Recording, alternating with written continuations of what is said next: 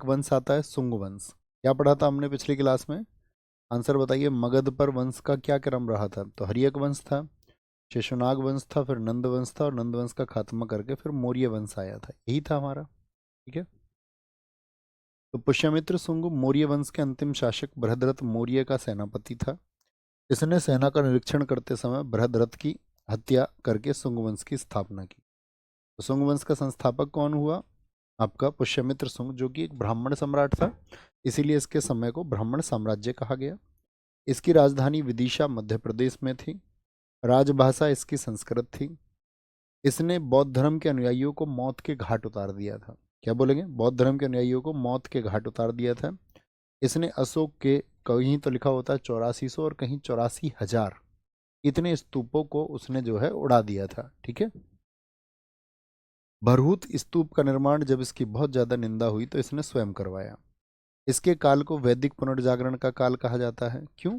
इसलिए कहा जाता है क्योंकि देखिए, भारत में जब बौद्ध धर्म और जैन धर्म अपन पे, तो वेदों की जो रुचि है वो खत्म हुई थी। क्या बोलेंगे? वेदों की रुचि जब खत्म हो गई तो उस समय पर आपका इन्होंने दोबारा उसको स्थापित किया। यवनों का आक्रमण इसी के समय पर हुआ। डेमेट्रियस जो कि यूनानी शासक था, इसके दरबार में पतंजलि रहते थे, जिन्होंने योग शास्त्र और महाभाष्य को लिखा। पाणिनि के अष्टाध्यायी से ये संबंधित है। जी भैया, क्लास आज एंड हो जाएगी। देखिए, एक बार थम्स अप करके बताना, एक विविध हम जुड़वाएंगे थोड़ा सा। ठीक है। उससे कभी क्वेश्चन ना के बराबर पूछे जाते हैं, लेकिन आज पीडीएफ में अटैच होकर मिल जाएगा आपको, तो आप उसको देख लोगे। ठीक है? नहीं भी देखेंगे तो कोई बात नहीं। पतंजलि ने 2 अश्वमेध यज्ञ कराए। अश्वमेध यज्ञ होता था कि घोड़ा जहां तक जाएगा वहां तक का साम्राज्य किसका हो जाएगा? राजा का हो जाएगा। ठीक है भैया। क्या सिकंदर घरानंद की सेना को देख के लौट गया था? नहीं, ऐसा नहीं है। सिकंदर ने बहुत बड़े बड़े शासकों को हराया। पुष्यमित्र सुंग के लिए, पुष्यमित्र सुंग के अधिकारी हुए अग्निमित्र। माफ करेंगे, तबीयत ठीक नहीं है थोड़ी। अग्निमित्र जिसने विदर्भ का युद्ध लड़ा, इसमें राजा यज्ञसेन, उसकी बहन वाल्विका और अग्निमित्र, जो कि मालविका और अग्निमित्र की प्रेम कहानी को दर्शाता है, इसको लेकर के कालिदास जी ने किताब भी लिखी है, रचना भी लिखी है। वसुज्येष्ठ, वसुमित्र और देवभूति। तो मुझे बताओ, सुंग वंश का अंतिम शासक। मैंने आपको पहले भी बताया, आपको इन वंशों में क्या पढ़ना है? इन वंश का जो संस्थापक है और इन वंश का जो अंतिम शासक है वो याद रखना है। अग्निमित्र ने कलिंग के विरुद्ध अभियान किया। उस समय चेदी वंश का शासन वहां हुआ करता था। चेदी वंश का जो संस्थापक रहा है वो महामेघ वाहन रहा है।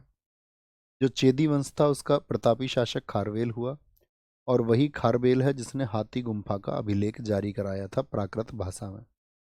चेदी की राजधानी क्या हुआ करती थी? 16 महाजनपदों में मैंने आपको बताया था। वो आंसर बोलेंगे फटाफट से, वो आंसर आप मुझे दीजिए। जो हाथी गुम्फा अभिलेख है उसके बारे में कलिंग प्रशासन के बारे में बताया गया है। भारतवर्ष शब्द का उल्लेख इसी अभिलेख में किया गया है।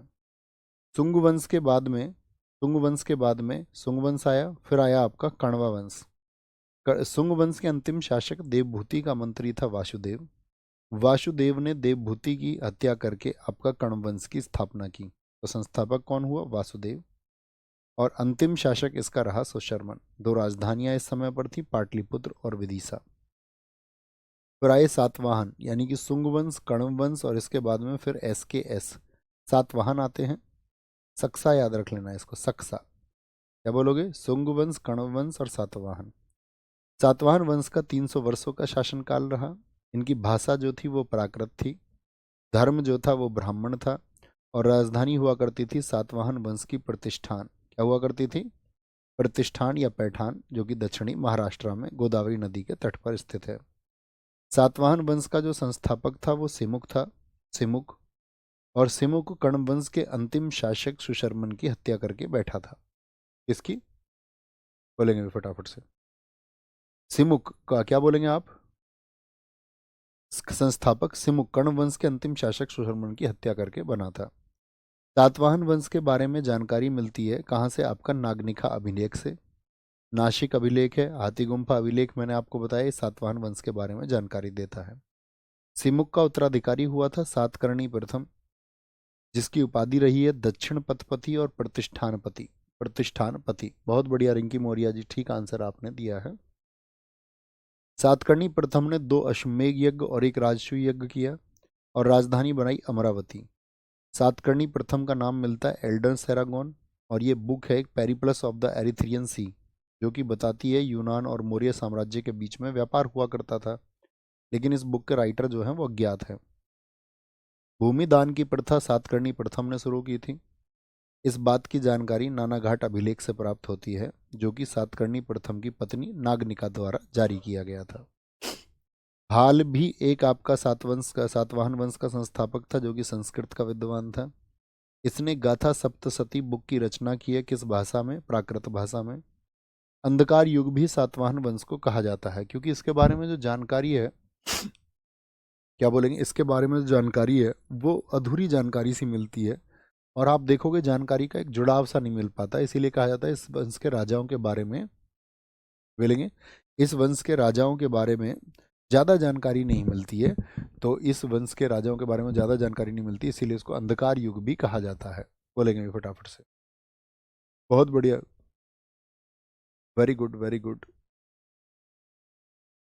कोई दिक्कत नहीं है। इसमें दो विद्वान रहते थे, दो विद्वान रहते थे। बोले सर, एक बच्चा कह रहा है सर अंतिम समय पर तो हम ऐसे पढ़ रहे हैं। दोस्त, इसको हम पढ़ चुके थे घटना स्वरूप, शायद आप तब जागे नहीं होंगे, या सब तब तब शायद आपने हमारी बात को सुना नहीं होगा। आप शायद कुछ समय पहले ही होश में आए होंगे। कुछ समय पहले ही जब आप होश में आए होंगे, तो जो कुछ दिन पहले ही जागते हैं, जब हम लगातार बोलते रहते हैं महीनों महीनों, तब नहीं जागते। अंतिम समय में हमें भी प्रभाव नहीं पड़ता है कि कौन जागा है कौन नहीं जागा है। हमें चिंता रहती है उस छात्र की जो जागृत छात्र है, जो जागता है। प्रसाद, इनके समय पर जो हाल थे, उनके समय पर दो विद्वान रहते थे। एक तो सर्ववर्मन, जिनकी बुक है आपका कांतरत, उडाढ्य, जिन्होंने व्रत कथा को लिखा है। दोनों पूछी जाती है। इसी के आधार पर, व्रत कथा के आधार पर, पंचतंत्र बुक लिखी है विष्णु शर्मा जी ने, जिसमें कहानियां हैं, नैतिक शिक्षा की बात की गई है, नैतिक शिक्षा की। तो गौतमी पुत्र सातकर्णी की बात करें, ये इस वंश के 23वें शासक रहे। भैया बीच के शासक कहाँ गए? मैंने कहा ना, ये अंधकार काल रहा, इस समय के राजाओं के बारे में जानकारी ही नहीं है। ठीक है, कोई बात नहीं दीपक। इनको सातवाहन वंश का पुनर्संस्थापक कहा जाता है, सातवाहन वंश का। इनकी उपाधि थी अद्वितीय ब्राह्मण, किसको कहा जाता है? एका ब्राह्मण किसको कहा जाता है? गौतमीपुत्र सातकर्णी को। त्रिसमुद्रपति किसको कहा जाता है? और वेणकटक स्वामी किसको कहा जाता है? इनकी माता का नाम था बलसरी, जिन्होंने नासिक अभिलेख जारी किया, और ये अपने बेटों के साथ संयुक्त रूप से शासिका रही हैं। जो सातवाहन वंश था, इस समय पर समाज पितृसत्तात्मक था, क्योंकि महिलाओं के नाम आते ना राजाओं के साथ में, तो बहुत सारे लोग ये सोच लेते शायद समाज मात्र सत्तात्मक रहा होगा, तो आप कहोगे नहीं। इसने सगशासक नहपान को हराया था। ठीक है, जोगल सराम्बी नासिक अभिलेख से जो बर्तन मिले हैं, वहां से इस बात को प्राप्त जानकारी प्राप्त होती है। 13,000 सिक्के जो मिले वो भी इस बात के गवाह हैं। इसके बाद में वशिष्ठी पुत्र सातकर्णी था, जो कि शक शासक रुद्रदामन से पराजित हुआ था। और इसने क्या किया था? रुद्रदामन से पराजित होने के बाद में उसकी पुत्री और वशिष्ठी पुत्र सतकर्णी ने अपने पुत्र, जिसका नाम शिवश्री था, उनकी शादी करा ली थी आपस में। यज्ञश्री सातकर्णी एक शासक हुआ, जिसके समय जलियान के चित्र वाले सिक्के जारी हुए। कभी नहीं पूछा जाएगा। मुझे बताना, सातवाहनों का जो अंतिम शासक था वो कौन था? विजय। सातवाहनों ने शीशे के सिक्के जारी करे, प्रोटीन धातु और तांबे के बने सिक्के भी ये चलाते थे। सातवाहन वंश के समय जो सबसे ज्यादा व्यापार होता था, वो गुजरात इधर की तरफ स्थित कल्याण बंदरगाह से होता था। फिर आता है हमारा गुप्त साम्राज्य। इंपॉर्टेंट है, इससे एसएससी बहुत क्वेश्चन पूछती है। इसके बारे में जानकारी वायु पुराण, कालिदास की रचनाओं, विशाखा दत्त की जो मुद्रा राक्षस पुस्तक है, इससे मिलती है। विदेशियों ने भी बहुत लिखा है। फाइयान अपनी यात्रा के समय, हेनसांग जब हर्षवर्धन के दरबार में आया, और अलबरूनी, इन लोगों ने भी लिखा है। इसको भारतीय इतिहास का स्वर्ण युग कहते हैं, क्योंकि इस समय पर राजा ही ऐसे हुए, इतने विद्वान पैदा हुए, आर्यभट्ट जैसे लोग, है ना, महाकवि कालिदास जैसे लोग, आपका चिकित्सा में धन्वंतरी जैसे लोग, बेताल जैसे जादूगर, घटकरपर जैसे व्यक्ति, तो बहुत महान महान व्यक्ति इस समय पर पैदा हुए। गुप्त पहले कुषाणों के मंत्री थे, सामंत थे। स्थापना की गुप्त वंश की श्रीगुप्त ने, और इनकी उपाधि थी महाराजा। श्रीगुप्त के बाद में घटोत्कच गद्दी पर आया। घटोत्कच के बाद में चंद्रगुप्त प्रथम। बताइए, चंद्रगुप्त प्रथम, इनका शासनकाल भी आपको याद रखना है। कितने वर्ष बैठे ये बताइए जरा, तो आप कहोगे 15 वर्ष। गुप्त वंश का वास्तविक संस्थापक उपाधि महाराजा धीराज। चंद्रगुप्त गुप्त जिस दिन गद्दी पर बैठा 319 एडी में, उसी दिन चला गुप्त संवत।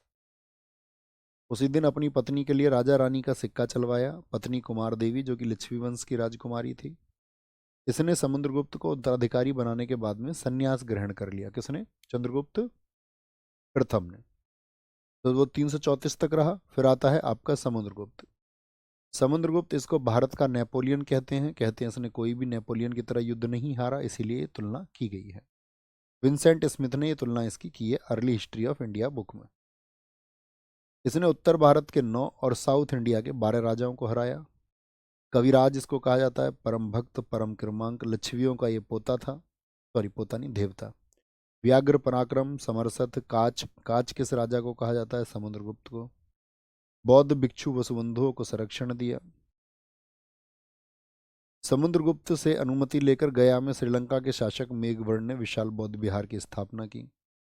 यह संगीत प्रेमी था और सिक्के पर वीणा बजाते हुए दर्शाया गया, जैसे औरंगजेब है और एक ये है।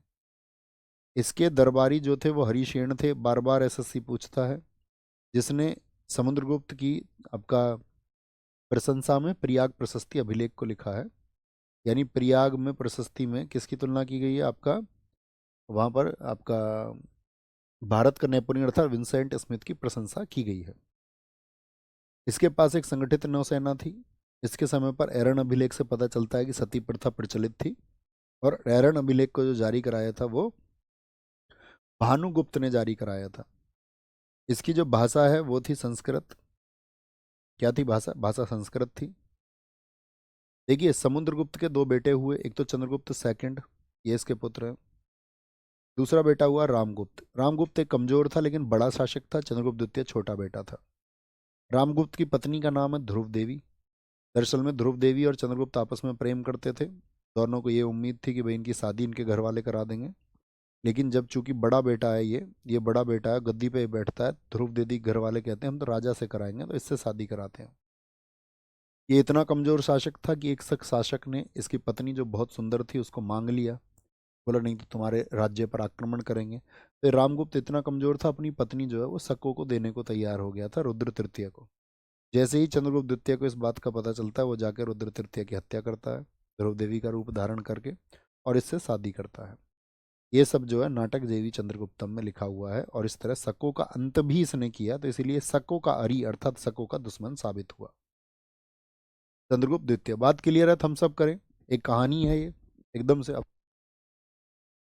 चंद्रगुप्त द्वितीय जो कि समुद्रगुप्त का छोटा बेटा था, फिर गद्दी पर आता है। इसकी उपाधि है सकारी, यानी शको का दुश्मन। विक्रमांक, परम भागवत और विक्रमादित्य, ये 14 विक्रमादित्यों में से एक हुआ।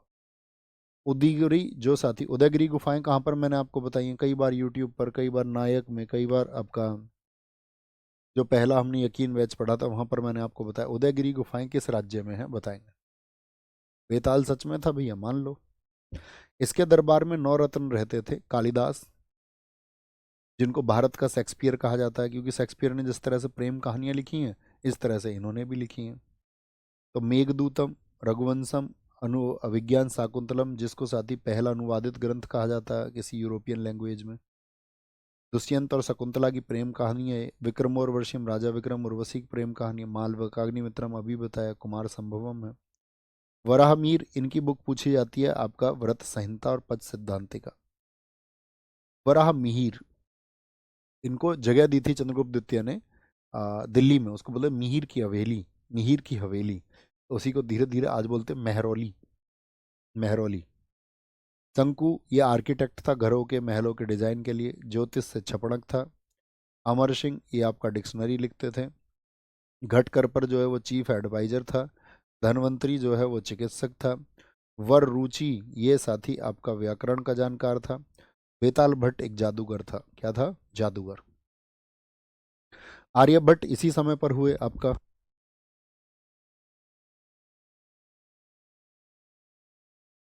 आर्यभट्ट जिन्होंने सूर्य सिद्धांत पुस्तक को लिखा है। वात्स्यायन, जिनकी बुक का नाम है कामसूत्र। फाहियान, जो कि 399 ईस्वी में भारत में आया, भारत में रहा था, इसकी पुस्तक है फाक्यों की। बहुत पूछा जाता है फाहियान किसके समय पर आया था। फाहियान पाहियान बताइए किसके समय पर आया होगा। तो ये चंद्रगुप्त द्वितीय के समय पर ही आया था। चीनी लेखक भारतीयों को यंतु कहते थे। चंद्रगुप्त की दो राजधानियां थी भाई, 380 से 414 तक आपका चंद्रगुप्त द्वितीय है ना, आपका होगा। हाँ जी भैया। चंद्रगुप्त की दो राजधानियां थी, पाटलिपुत्र और उज्जैन। चंद्रगुप्त द्वितीय ने अपनी पुत्री का विवाह वाकाटकों से किया था, जो कि रुद्र सेकंड थे, और इनकी मदद लेकर के रुद्र तृतीय को हराया था, जो कि शक शासक रुद्र तृतीय थे, उसको हरा दिया। चंद्रगुप्त द्वितीय ने कदम्ब राज साम्राज्य के जो शासक थे काकुत्स वर्मा की बेटी से अपने पुत्र का विवाह कराया था। ये बहुत पूछा जाता है, काकुत्स वर्मा, यानी कि अपने साम्राज्य विस्तार के लिए बहुत डेस्परेट था। इसने मथुरा क्षेत्र को कुषाणों से छीना था, कुषाणों से छीना था। मेहरली के लोह स्तंभ को किसने, चंद्रगुप्त द्वितीय ने लिखवाया। इस पर आज तक जंग नहीं लगा है, इस पर चंद्र नाम इसका लिखा है। सांची के स्तंभ लेख से पता चलता है कि चंद्रगुप्त द्वितीय ने ग्राम दान किए थे। चंद्रगुप्त द्वितीय के समय की जानकारी का सबसे अच्छा स्रोत है देवी चंद्रगुप्तम, जो कि विशाखा दत्त ने लिखा है। किसने, विशाखा दत्त ने। इनकी डेथ 414 में हुई। इसके बाद में कुमारगुप्त गद्दी पर आया। कुमारगुप्त जो कि ध्रुव देवी से पैदा है और चंद्रगुप्त द्वितीय से पैदा है। इसका एक फैक्ट आपको याद रखना, नालंदा की स्थापना किसने की थी, तो कुमारगुप्त प्रथम ने। लेकिन मैं आपसे पूछूं नालंदा को ध्वस्त किसने किया था, आंसर करिए। नालंदा पहले बौद्ध भिक्षु बहुत आते थे, क्योंकि महायान शाखा के बहुत ग्रंथ यहाँ पर थे, उसके अध्यापक यहाँ पर थे। उपाधि इसकी महेंद्रादित्य रही। मोर और कार्तिकेय के सिक्के वाले चित्र इसने चलवाए थे। मोर और कार्तिकेय के किसके, उस समय पर चांदी के सिक्के इसने बनवाए, लेकिन ज़्यादातर इनका चलन जो करवाया वो स्कंदगुप्त ने। इसके समय सर्वाधिक अभिलेख, मंदसौर अभिलेख। इसके अंतिम दिनों में पुष्यमित्र जातियों ने आक्रमण किया, परंतु वो असफल रहे। सोने के सिक्के को कहा जाता था दिनार। चांदी के सिक्के को, जो कि चंद्रगुप्त द्वितीय ने चलाया, रुपयक, और तांबे के सिक्के को कहते थे कौड़ी। फिर आता है स्कंदगुप्त। स्कंदगुप्त को माना जाता है इसके समय हूणों का आक्रमण हुआ। प्रसिद्ध हूण शासक मिहिर कुल को बौद्ध मूर्ति भंजक कहा गया है। तो दर्शन झील का पुनः जीर्णोद्धार किसने कराया, स्कंदगुप्त ने। जूनागढ़ स्तंभ लेख से जानकारी मिलती है। इसी झील के किनारे विष्णु मंदिर का निर्माण कराया। गुप्त वंश में कुल कितने शासक हुए थे, 24 शासक हुए। वृषवैली के सिक्के इन्होंने जारी किए। अंतिम शासक कौन है गुप्त वंश का, वो विष्णु गुप्त है। क्या बोलोगे, वो विष्णु गुप्त है। स्कंदगुप्त ने 466 एडी में चीनी सम्राट सांग के दरबार में एक राजदूत भेजा था, कभी नहीं पूछा जाएगा। गुप्तों की जो भू राजस्व की व्यवस्था थी वो 1/6 लगान लेते थे। बिना जोत की भूमि को अपराध कहा जाता था। दंडपासिक पुलिस प्रमुख होता था इनका, वो देखता था। विदेश नीति देखता था महासंघिक विग्रह। महादंड नायक न्याय विभाग का प्रमुख, अग्रहारिक दान विभाग का प्रमुख होता था। पुलिस कर लेते थे लोगों से भटकर के नाम से, उनकी सुरक्षा के नाम पर। लुटेरों से सुरक्षा के नाम पर चाट कर लिया जाता था। गुप्त वंश के मंदिर इसलिए भी इसको स्वर्णकाल कहा जाता है, क्योंकि इस समय बहुत सारे मंदिर जो भारतीय इतिहास में बने। ठीक है, देखिए कौन कौन से मंदिर से पूछा जाता है। तिगवा का विष्णु मंदिर कहाँ पर है, वो मध्य प्रदेश में है। भूमरा का शिव मंदिर कहाँ पर है, वो मध्य प्रदेश में। ये बार बार एसएससी रिपीट करती है, एमटीएस सबसे ज्यादा पूछता है इसको, दिल्ली पुलिस सबसे ज्यादा पूछता है। दशावतार का मंदिर कहाँ पर है, वो झांसी में है, यूपी देवगढ़ में। एरण मंदिर मध्य प्रदेश में है। और भीतर गांव लक्ष्मण मंदिर, इस पे क्वेश्चन पूछा जाता है कौन सा मंदिर है जो ईंटों का बना हुआ है, किसका, ईंटों का बना। उस समय नहीं होती थी ना ईंटें ज्यादा। ऐसे ही अजंता की गुफाएं, ये भी आपका किसके, गुप्तों के समय की है। इनकी कुल संख्या 29 है गुफाओं की। 1983 में यूनेस्को की विश्व विरासत सूची में ये शामिल हुए, आप सबको पता होगा।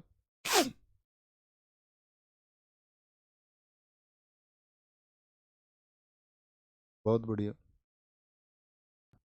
मुद्राओं की बात करते हैं। गुप्त शासकों ने सर्वाधिक स्वर्ण मुद्राएं जारी की, जिन्हें उनके अभिलेखों में दीनार कहा गया है। सोने का सिक्का इन्होंने जारी किया, क्या बोलते थे, दीनार। चांदी के सिक्के को क्या बोलते थे, रुपये। चांदी के सिक्कों पर चंद्रगुप्त द्वितीय ने सकोपर विजय के आरंभ में उनको शुरू किया था, सकोपर आरंभ में। पाइयान के अनुसार सामान्य लोग खरीद बिक्री के लिए कौड़ियों का यानी तांबों की धातु का प्रयोग करते थे। गुप्त शासकों ने सोने चांदी और तांबे के सिक्के चलाए। गुप्तकालीन सर्वाधिक सिक्के बयाना राजस्थान से मिले हैं। चांदी के सिक्के सर्वप्रथम चंद्रगुप्त द्वितीय ने सकोपर विजय के उपलक्ष्य में शुरू किए थे। भाई ये तो वही बात शुरू हो गई। धार्मिक स्थिति क्या है, गुप्त सम्राट किस धर्म को मानते थे, वैष्णव धर्म को। और इसी को इन्होंने गुप्तों को अपना राजधर्म बनाया, गुप्तों ने। इन्हें परम भागवत की उपाधि धारण की और गरुड़ को अपना राजकीय चिन्ह बनाया। राजकीय चिन्ह क्या था गुप्तों का? वो गरुड़ था।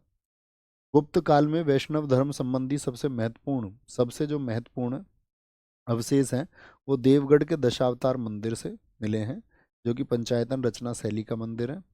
इस मंदिर में शेषनाग की सैया पर विश्राम करते हुए नारायण विष्णु को दिखाया गया है।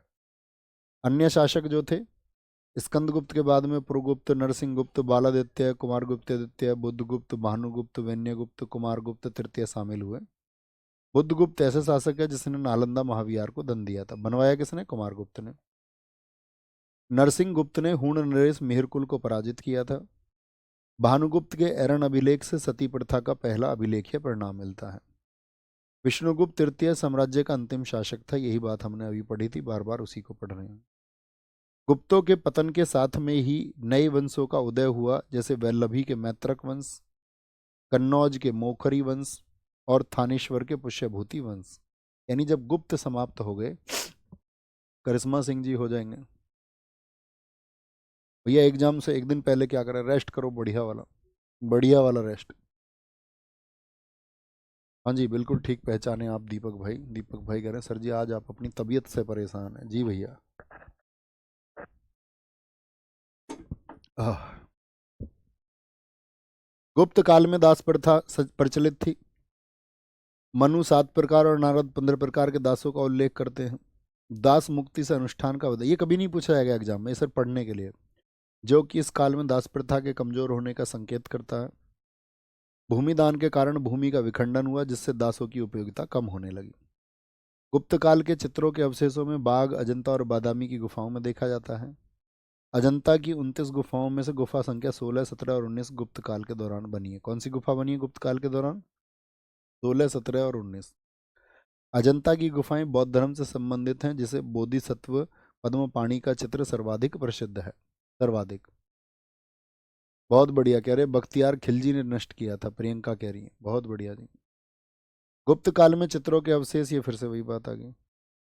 शिक्षा और साहित्य, ये प्रमुख केंद्र थे। पाटलिपुत्र, वल्लभी, उज्जैनी, काशी और मथुरा गुप्तों के समय पर। नालंदा भी आगे चल के विश्वविख्यात शैक्षणिक केंद्र के रूप में विकसित हुआ। गुप्त काल के दौरान ये रचनाएं अभी जो हमने पढ़ी थी, इनको आप एक बार देखेंगे। इसमें कालिदास की रचनाएं सबसे इंपॉर्टेंट है। विशाखा दत्त की, आपका वराह मीर की, आपका सिद्धसेन विष्णु शर्मा की पंचतंत्र बहुत पूछी जाती है। कामंदक की नीति सार, रुद्रक की मृच्छकटिकम, असंग की योगाचार। गुप्त काल में सबसे अधिक प्रगति गणित व ज्योतिष के क्षेत्र में हुई। आर्यभट्ट इसी काल के महान वैज्ञानिक और गणितज्ञ थे। आर्यभट्ट ने प्रमाणित किया था पृथ्वी गोल है और अपनी धुरी पर घूमती रहती है। दुनिया की खोज आर्यभट्ट ने की थी।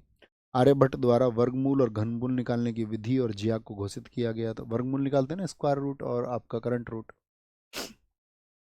वराहमीर ने आर्यभट्ट के जिया सिद्धांत को अधिक परिशुद्ध किया था। वराहमीर ने, जो ब्रह्मगुप्त थे, उन्होंने चक्रीय चतुर्भुज के क्षेत्रफल, चक्रीय चतुर्भुज आप पढ़ते होगे ना, क्वाड्रिलेटरल क्वाड्रिक इक्वेशंस जो आप सॉल्व करते होंगे, तो विकर्णों की लंबाई, शून्य के प्रयोग, द्विघात समीकरण जो होती है हमारी, ठीक है, क्वाड्रिक इक्वेशंस को हम सॉल्व करते हैं, वो सब इन्हीं का है। सुश्रुत भी इसी समय पर हुए जिन्होंने भारत को सर्जरी करने सिखाई। पूरी दुनिया ने इन्हीं से सर्जरी करनी सीखी है, ठीक है। तो प्रसिद्ध सुश्रुत संहिता में 121 प्रकार के जो आपका सर्जरी के लिए प्रयोग होते थे उपकरण, उनका वर्णन किया है। नागार्जुन रसायन विज्ञान के ज्ञाता थे। वाग्भट ने अष्टांग संग्रह नामक आयुर्वेद ग्रंथ की रचना की है। वहां रामीर ने ज्योतिष के महत्वपूर्ण सिद्धांत प्रतिपादित किए। उन्हें पंच सिद्धांतिका नामक ज्योतिष की रचना की। ये बार बार वही रचना बातें आ रही हैं जो हमने अभी की हैं। गुप्त वंश के बाद में एक अंतिम वंश है हमारा। इसके बाद की चीजें मैं आपको वो विविध में डलवा देंगे एक बार। जो विदेशी वंश थे हमारे, जैसे कि कुषाण वंश है, बस उसको एक बार आप देख लेना, है ना। कुषाण वंश को, शकों को और कुषाण को, कुषाण देख लेना, वो काफी होगा, बाकी सब छोड़ देना। थानेश्वर का पुष्यभूति वंश था, जिसको हम वर्धन वंश भी कहते हैं। दरअसल में इसके जो संस्थापक थे वो पुष्यभूति थे, जो रहते थे हरियाणा में। वहां पर हरियाणा के थानेश्वर में। मोखरी वंश का जो शासक था अमंती वर्मन, उसके ये सामंत थे। पुष्यभूति वंश में आगे एक व्यक्ति हुआ प्रभाकर वर्धन, उसका बड़ा बेटा था राज्यवर्धन, बेटी थी राज्यश्री और हर्षवर्धन था छोटा बेटा। प्रभाकर वर्धन ने राज्यश्री की शादी अवंती वर्मन के पुत्र ग्रह वर्मन से कर दी, यानी इनकी शादी हो गई आपस में, दो राजघरानों की। ये कहाँ थे आपका अवंती वर्मन, ये थे कन्नौज में यानी यूपी में, और ये थे आपका थानेश्वर में अर्थात हरियाणा। तो हरियाणा से यूपी शादी हो गई। लेकिन दरअसल में था क्या, चूंकि आपको पता होना चाहिए, गुप्तों का जब पतन हो गया तो ये जो कन्नौज क्षेत्र था इस पर कंट्रोल करने के लिए मालवा मध्य प्रदेश की तरफ से देवगुप्त, और इधर बंगाल की तरफ से शशांक, दोनों की पैनी नज़र थी। तो शशांक कहाँ से था, बंगाल क्षेत्र से, और देवगुप्त मालवा क्षेत्र से। इन दोनों ने मिलकर ग्रह वर्मन जिससे शादी हुई थी, कन्नौज का राजकुमार था, उसकी हत्या कर दी, और हत्या करके राज्यश्री यानी उसकी पत्नी का अपहरण कर लिया। लेकिन राज्यश्री किसकी बेटी है, प्रभाकर वर्धन की, और उसके भाई हैं दो दो, राज्यवर्धन और राज्यश्री, दो दो भाई हैं। तो कुरगुंग दूत से हर्षवर्धन ने अपने पिता प्रभाकर वर्धन व माता यशोमती की मृत्यु का खबर सुनकर अपने राज्य में आते हैं। ठीक है, उनके पिता और माता दोनों खत्म हो गए। राज्यवर्धन जो बहन की रक्षा के लिए गए हुए थे, देवगुप्त ने उनकी हत्या कर दी, यानी भाई भी मर गए, माता भी मर गई और पिता भी मर गए। तो ऐसी स्थिति में हर्षवर्धन की गद्दी पर बैठने की बिल्कुल हिम्मत नहीं रही थी। शशांक ने, राज्यवर्धन ने तो देवगुप्त की हत्या कर दी, शशांक ने इनके भाई राज्यवर्धन की हत्या कर दी। अब ऐसी स्थिति में हर्षवर्धन कुल 16 वर्ष का था, क्योंकि 590 में तो उसका जन्म ही हुआ, कार्यकाल याद रख लेना। लेकिन फिर भी मनाया जाता है और कहते हैं हर्षवर्धन गद्दी पर बैठ के तैयार होता है और बहुत अच्छा शासक बनता है। पत्नी इसकी दुर्गावती, गद्दी पर बैठा 606 में, जन्म 590 में। सबसे पहले तो इसने शशांक को गिरफ्तार कराता, उसको हराता है, और फिर अपनी बहन को खोजता है जो कि सती होने जा रही थी। दिवाकर मित्र एक बौद्ध भिक्षु की मदद से हर्षवर्धन ने अपनी बहन राजश्री को खोजा, उसको गद्दी पर बिठाया लाके। हर्षवर्धन को साहित्य का सम्राट कहा जाता है, बहुत इंपॉर्टेंट, बहुत अच्छा शासक ये हुआ। इसकी राजधानी कान्याकुब्ज और कन्नौज हुआ करती थी। हर्षवर्धन को पुलकेशिन ने हराया था। देखिए, दरअसल में जब हर्षवर्धन उत्तर भारत को जीत करके दक्षिण भारत की तरफ जाना चाहता था, तो नर्मदा नदी के तट पर उसको किसने रोक दिया, पुलकेशिन ने, 618 एडी में। यानी हर्षवर्धन कभी भी दक्षिण भारत की तरफ नहीं जा पाया था। हर्षवर्धन के नाटक हैं नागानंद, रत्नावली, प्रियदर्शिका, बहुत इंपॉर्टेंट है। और नाटक लिखने का जो श्रेय जाता है वो जाता है धावक को। धोई पुस्तक है जिसने भुवनदूत पुस्तक को भी लिखा है, कहते हैं हर्षवर्धन बोलते थे और ये लिखता था। हर्षवर्धन के दरबारी बाणभट्ट, ये इनके दरबारी कवि थे जिन्होंने कादम्बरी और हर्षचरित्र को लिखा है। हर्षचरित्र का कहा जाता है थोड़ा सा हिस्सा खुद हर्षवर्धन ने भी लिखा है। मयूर भट्ट ने सूर्य शतक को लिखा है। मतंग दिवाकर ने मौर्य आपका किसको लिखा है, मयूर शतक को लिखा है। ठीक है, मयूर भट्ट की किताब है, एक कन्फ्यूजन हो जाएगा आपको। मतंग दिवाकर ने नहीं लिखा है मयूर शतक को, ये मतंग दिवाकर की कोई बुक नहीं है। सोडल ने हर्षवर्धन को साहित्यिक हर्ष कहा है, यानी कि उसकी साहित्य में बहुत रुचि थी। और हर्षवर्धन के दरबार में भारत घूमने आया हिंसवांग, 630 में आया, 645 में गया, 15 वर्ष रहा। चीन से आया था। यात्रियों का राजकुमार क्यों कहते हैं इसको, आए तो बहुत सारे यात्री, क्योंकि इसने जो लेखन किया है वो सबसे ज़्यादा विश्वसनीय और सटीक है, इसीलिए इसको सभी यात्रियों का राजकुमार कहा जाता है। इसको तसांग भी बोलते हैं। 18 महीने नालंदा में गया, महायान शाखा में पढ़ा। जब ये नालंदा में गया तो कुलपति हुआ करते थे सीलभद्र। 5 बच्चों पर एक विद्यार्थी था, 5 बच्चों पर एक शिक्षक था। इसका जो यात्रा विवरण है वो सीयू की पुस्तक में लिखा हुआ है, सीयू की। हिंसांग की जीवनी को विहिली ने लिखा है, किसने, विहिली ने, जो कि आपका सीयू की पुस्तक के बारे में है। क्या बताया गया सीयू की में, व्यापार होता था सबसे अच्छा कहाँ से, कन्नौज से। दक्षिण में व्यापार का महत्वपूर्ण केंद्र कांची हुआ करता था। हर्ष की सेना चतुरंगिणी थी, हर्ष का नाम था शिलादित्य, ये कहा गया है। हर्ष की सेना में जो आपका 1 लाख की सेना का प्रमुख होता था उसको कुंतल कहते थे। हर्षवर्धन प्रत्येक 5 वर्ष में महामोक्ष परिषद का आयोजन करता था, और इसमें क्या करता था, 5 साल में इसने जो भी जमा किया उसको डोनेट कर देता था, प्रयाग और कन्नौज। कुंभ मेले जो शुरू हुए हैं आपको पता है, कुंभ मेला प्रयाग, हरिद्वार, नासिक और उज्जैन में नदियों के किनारे लगता है। तो ये जो शुरुआत है हर्षवर्धन ने ही की है। अर्धकुंभ 6 वर्षों में, कुंभ 12 वर्षों में, महाकुंभ 144 वर्षों में, 24 नहीं 144 वर्ष ये आयोजित होता है। हर्ष के बेटे रहे बाद में भाग्यवर्धन और कल्याणवर्धन, लेकिन ये कुछ काम के नहीं रहे। ये हमारा मेजर टॉपिक्स थे जिनका कम समय के रहते हुए हमने आपको हिस्ट्री में रिवीजन कराने का प्रयास किया, और कुछ चीज़ें मैंने आपको मार्क की हैं कि भैया मार्क्ड चीज़ें एग्जाम में पूछे जाने के चांसेस होते हैं। हालांकि आप भी उसी एक स्थिति में होंगे कि जी परीक्षा, हालांकि हम बहुत दिन से पढ़ रहे थे तो अभी तबीयत बहुत ज़्यादा ख़राब है, बहुत कुछ कहने की स्थिति में नहीं हूँ। सिर्फ इतना कहना चाहूँगा आपसे, जो भी मेहनती रहे, जो भी बहुत मेहनत उन्होंने की है, ऑल द बेस्ट। आप सब सेलेक्ट हो, जिस भी